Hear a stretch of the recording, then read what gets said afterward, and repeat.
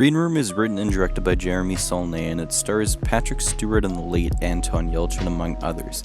The film follows a punk band playing an out-of-town show in a neo-Nazi bar, but after witnessing a murder backstage, they become trapped in the Green Room and are forced to fight for their lives. Originally premiering at festivals back in 2015, Green Room didn't get a mainstream release until early 2016, and boy what a gem this film is. I went in with moderate expectations after hearing fairly positive things about the movie, but nothing could have prepared me for exactly how suspenseful this movie was. Green Room doesn't take any time kicking off its story. After a brief introduction, once the band arrives at their gig, the pressure begins mounting as you get the feeling that you would when you're in a place that you don't belong, which left me waiting for something to go awry. That is a common theme throughout this movie. I was constantly expecting something to go wrong, but just as I thought the movie was going to reach a breaking point, there was a brief moment of relaxation, only for it to be cut short by something truly shocking. These sorts of unprecedented story moments is due in large part to Saulnier's writing, as he constantly toys with audiences' expectations, downplaying certain story beats only for it to blow up a minute later. I was constantly left stumped, not knowing where the story was going to go and how the characters would escape the situation, if they even would at all.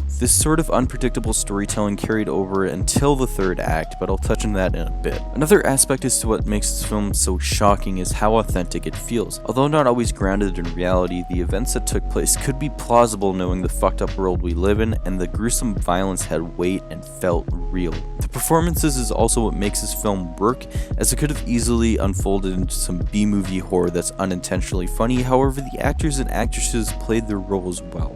My only gripe comes from the dialogue, as I felt like some of it seemed pretty stilted and could have used some reworks, but it doesn't break the movie. Though there isn't a ton of time spent developing the band, you get the feeling that the characters are close and share some semblance of a bond, which makes the events of the film all that much more impactful. Anton Yelchin is particularly good in his role as Pat. There is a specific scene around the 40-minute mark where you feel the weight of something his character goes through. And can't talk about this film without talking about his main draw, which was Patrick Stewart, and he was good but nothing outstanding. He felt menacing in a couple scenes, but overall it didn't feel like he had that much to do, but the scenes that he was in, it was the good acting you'd come to expect from an actor of his caliber. As I mentioned earlier, I found the third act to be the weakest part of the film. That is due in part to the finale feeling a little bit anticlimactic. I wasn't expecting anything crazy, but I didn't feel the tension I expected to. That may be because of how suspenseful the movie already was. I was so fried by the time I got to the final few minutes. It didn't deteriorate too much from the overall experience. It just felt like the movie lost a bit of its edge by the time it's not stuck in one location. There are also some aspects to the finale some people might find goofy, which I won't spoil, but it mostly worked for me,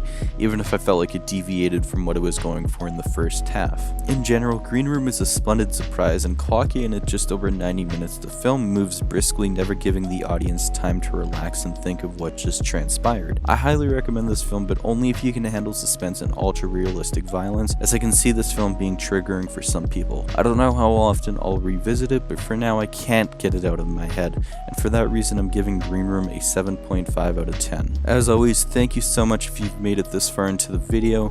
Please like and subscribe if you enjoyed it, as well as follow me on Letterboxd, and yeah, I'll catch you guys next time. Peace.